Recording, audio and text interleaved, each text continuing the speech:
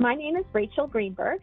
I am a neonatologist and clinical researcher at Duke Clinical Research Institute, and I'm also an investigator in the Pediatric Trials Network. And today I'll be talking about accomplishments and challenges in pediatric drug development, the Pediatric Trials Network experience.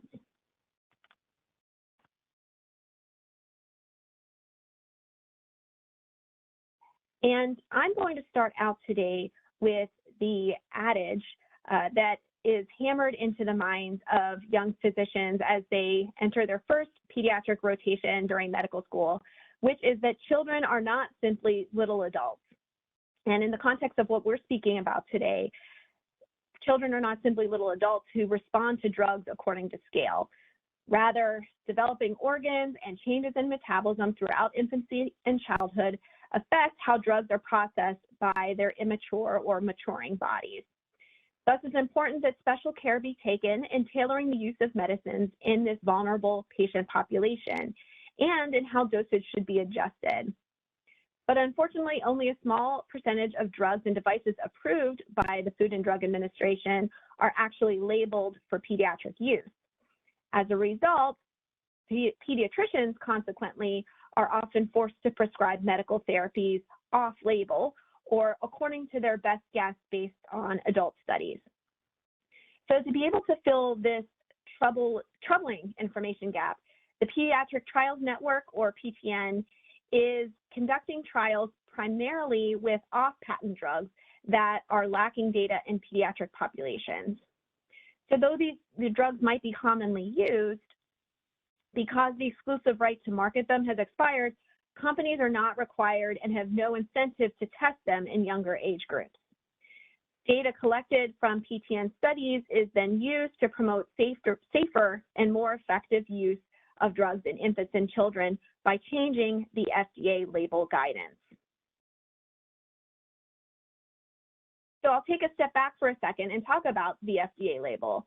So the FDA label is meant to be a guide for clinicians in the use of drugs.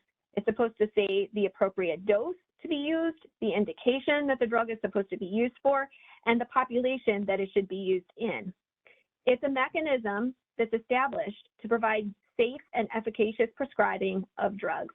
And for a long time, prescribing things off label or not according to the label has been really common, but it's only in more recent years that it seems to have become more noticeable to the public. So in the news media, we've seen in recent years more reports about how the FDA is spotlighting the unapproved use of drugs and medical devices, or how there is a growing rise in prescriptions that are off-label for kids, or that this practice is happening and it's dangerous, but we're not talking about it. So all of this is likely the reason that the Pediatric Trials Network was brought into being. So the Pediatric Trials Network, or PTN, was created to be an infrastructure for investigators to conduct trials that improve pediatric labeling and child health. The PTN is sponsored by the NICHD under the Best Pharmaceuticals for Children Act, or BPCA. And the PTN is a network that studies drug product formulation, age-appropriate drug dosing, efficacy, safety, and device validation. And the PTN incorporates expertise in clinical study and trial design with the goal of completing studies that improve dosing, safety information, labeling, and ultimately child health. I'll go over some more details about the PTN. So it was awarded back in 2010, and the contract was renewed in 2018. The Duke Clinical Research Institute is PTN's clinical coordinating center, and we are partners with the MS Company, which is the data coordinating center. And we also partner with over 100 sites across the US that are part of the network, as well as international sites in Canada, the UK, Singapore, Israel, and Australia. The PTN studies drugs in all phases of development and in all therapeutic areas. So for a little bit more detail with the numbers, really it's all therapeutic areas that are studied, from cardiology to pulmonology to neurology and mental health to pediatric infectious disease to critical care. All of these areas have been studied with using studies that are performed in PTN.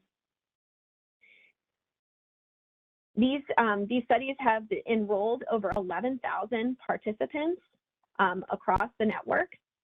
And importantly, the studies have been done in partnership with FDA under regulatory guidance, and therefore have led to submission of data to the FDA for review for 26 products. And ultimately, this has led to 15 label changes of the FDA label for drugs. And there are more on the way, some pending in the next few months even.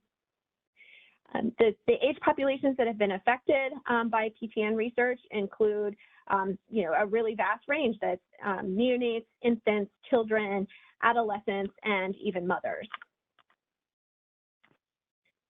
So as I've described, PTN has contributed to pediatric drug development, and that's been done through the use of specialized techniques that allow drugs to be studied efficiently in children. Some of these techniques include the use of advanced pharmacokinetic modeling methods that require fewer samples from each participant, and that leads to a decreased risk to participants overall and the increasing ability to enroll in studies. In addition, blood sampling methods are also important. PTN has worked with labs to develop blood sampling methods and assays that use a very small volume of blood, so only small volumes are needed for drug concentrations, as well as looking at different matrices such as dried blood spots. PTN has also looked at and used leftover samples, samples of blood that are left over in the lab that can be scavenged for research use, so decreasing the amount of interventions that have to happen to children in studies. Study design is also incredibly important when it comes to enrolling in pediatric trials, and so it's important that this be done in an innovative way. Several PTN trials have used a dose escalating approach where an initial cohort of children is enrolled at a lower dose, and then following review by a data safety monitoring board, dosing is escalated in the next cohorts, all as part of the same trial. And then master protocols are an area where PTN has been able to efficiently enroll quite a large number of participants. PTN's largest master protocol is flexible enough to cover multiple drugs that are prescribed to children by standard of care, and then enrollment in that study allows the collection of PK samples and therefore valuable data that can be used to be submitted to FDA. PTN has also implemented master protocols to study drugs transferred via breast milk and also anesthetics and analgesics, an area that is deeply understudied, particularly in younger children. The use of master protocols, and in particular the opportunistic study I mentioned, has allowed PTN to pivot to study things as needed, such as during the COVID-19 pandemic, when therapeutics were being used in children with really no safety or efficacy data. PTN was able to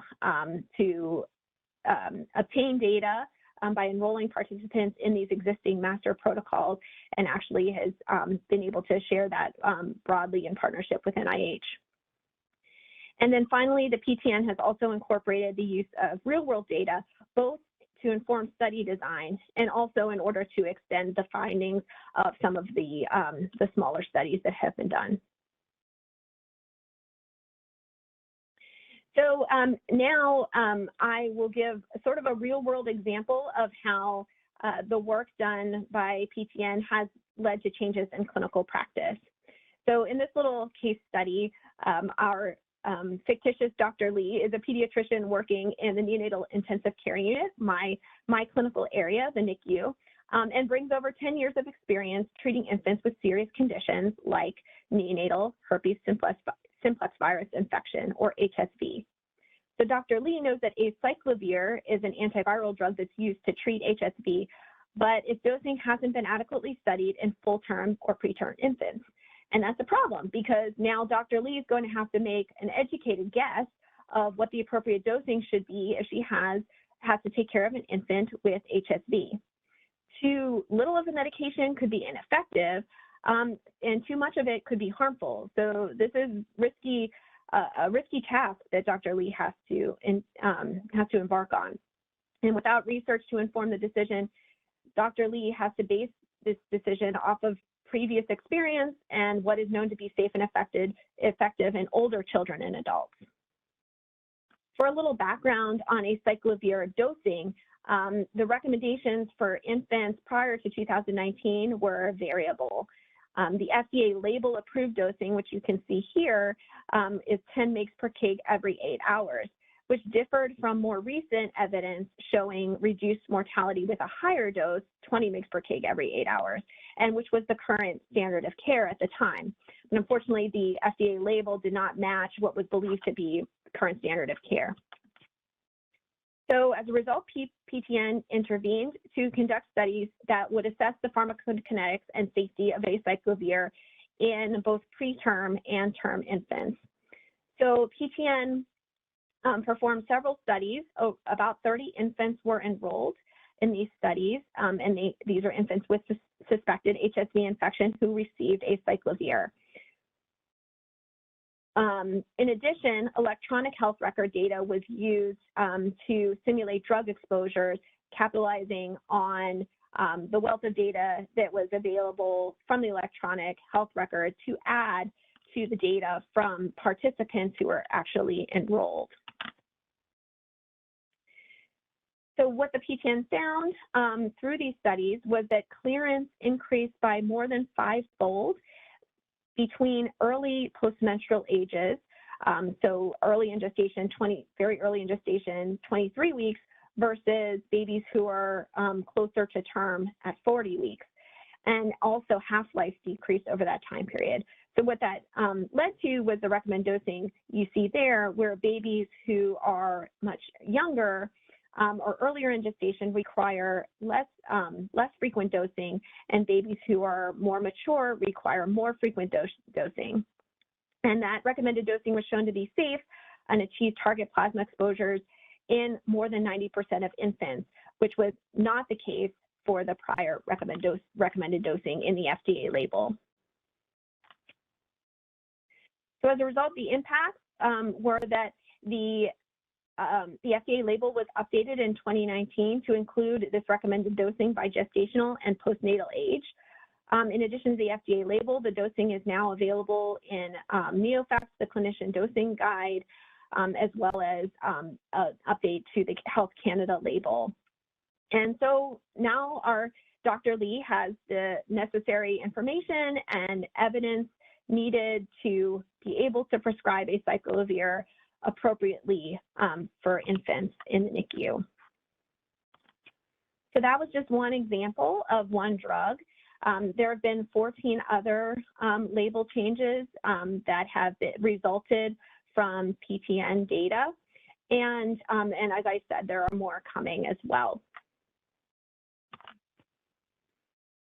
So as I described, the PTN has had, pretty substantial success in completing regulatory compliant trials that have led to label changes for both drugs and also devices. Many of the successes thus far have been for drugs in which efficacy can be extrapolated from adults, such as antimicrobials. For these drugs, PTN could improve public health by performing small to moderately sized PK and preliminary safety trials, which generated important data regarding exposure that could be incorporated into drug labels. But what remains more challenging is performing larger safety and in particular efficacy trials for drugs whose outcomes cannot be extrapolated from adults. So you can see from the cartoon that extrapolation just doesn't always work. And so for most drugs, for many drugs, large pediatric efficacy trials are actually needed to be able to progress along the regulatory pathway to make label changes or provide new indications for children.